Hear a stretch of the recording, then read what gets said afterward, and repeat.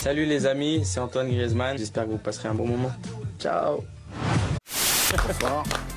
Et lundi, c'est calvitie. Le problème, c'est toujours pareil, c'est que Kurzawa, à force d'attendre, parce qu'il est là pour être le titulaire, le mec qui déborde, le mec qui a les jambes, tu te dis, bon, il va bien le réussir, le match. Mais moi, je pense qu'Emery doit analyser la tête et il doit voir que dans la tête, il n'y a rien.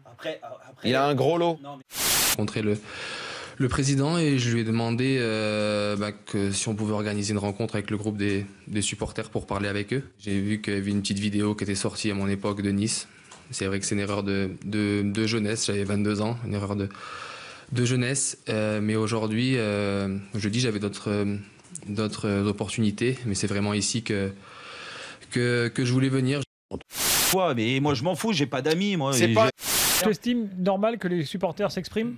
Je trouve leur point de vue. Attends, c'est la vache à lait du système, les supporters. Donc, ils ont ça dans certaines franges de supporters ont ça dans l'ADN. Maintenant, c'est pour ça qu'il y a la lutte aussi du hooliganisme entre guillemets avec les ultras, avec la répression en permanence des autorités. Donc, les supporters, c'est les pantins des dirigeants qui en font un peu ce qu'ils veulent. Et ça m'énerve. C'est un coup on vous caresse, un coup on vous tape dessus, un coup fermez votre gueule, un coup vous parlez, on vous écoute. Le phénomène. Moi j'en ai vu aucun, donc présente-le-moi. Et on l'a perdu là. Faux milieu, faux ailier, faux attaquant, faux joueur. Tout le monde sait mon amour que j'ai pour mon pays et pour l'équipe de France. Je suis là. Que ce soit si je serais resté à la Juve ou j'étais dans un autre club, ça reste dans ma tête. Mais comme on a parlé, moi et Didier, on parle la même langue, c'est pas une priorité. Mais je suis là. Je suis là pour embêter les jeunes. Et s'ils font pas le boulot, tonton Pat, il lâchera rien. Si je peux me permettre, Samuel a un peu raison, parce que souvenez-vous de Lizarazu, Oui. qui était venu à Marseille un peu dans le même discours, et au bout de 6 mois, il est reparti. Ça n'a rien à voir. Ça n'a rien à voir. Enfin, il faut avoir un peu de mémoire. À cette époque-là, on a eu 2 présidents, on a eu 3 entraîneurs, Christophe Boucher, Pape Diouf. Ensuite, c'était José Anigo, Albert Raymond et Philippe Troussier. Et sans parler de la défense. Alors je ne sais pas si Rudy Garcia se voile la face ou c'est de la communication, mais sincèrement, Sakai, Fanny, Rolando avec Doria, et plus le gardien, parce que Georges Julien, c'est quand même très Alors bien. ils ne sont pas cachés. C'était pas très bien passé.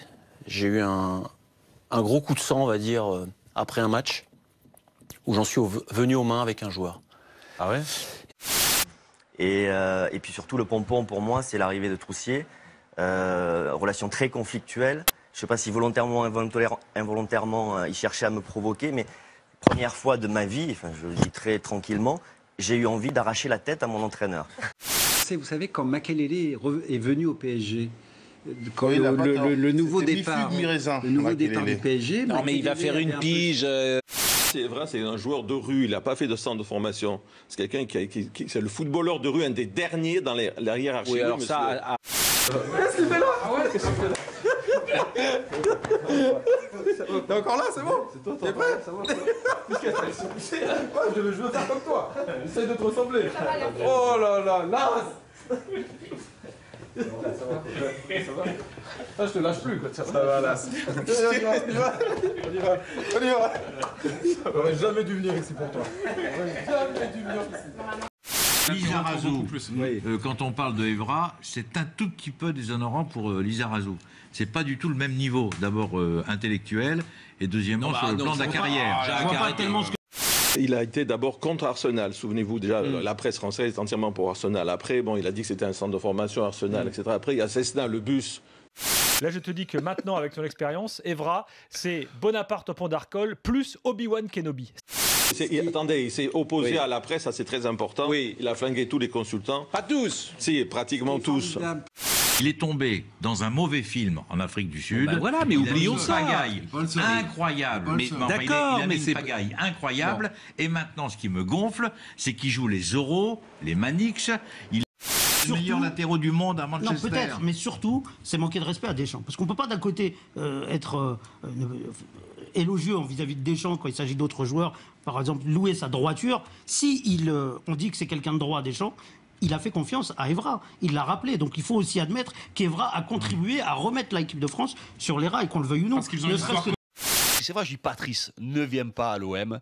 T'as fait une carrière extraordinaire. T'as fait une carrière extraordinaire. Pars en Chine, te prendre un bon chèque, tu vas te gagner des millions et des millions d'euros. Et juste la différence pour terminer entre les coachs français, notre école à nous et les étrangers, j'en ai déjà parlé, c'est qu'à l'étranger, souvent on a des intellectuels. Nous, on a des profs de gym. Cavani marque toutes les 78 minutes, exactement comme Messi. En revanche, avec un but toutes les 3 frappes et demie, il est plus efficace que l'attaquant du Barça, que Higuaín. Quand je suis dans une période de doute, c'est un petit peu ce qui m'habite en ce moment, le doute. El Matador. Jamais il n'a autant décoché ses flèches. Quand même. De qui? De qui? De qui, Pascal? I am Jean-Michel Aulas and I do not approve this message.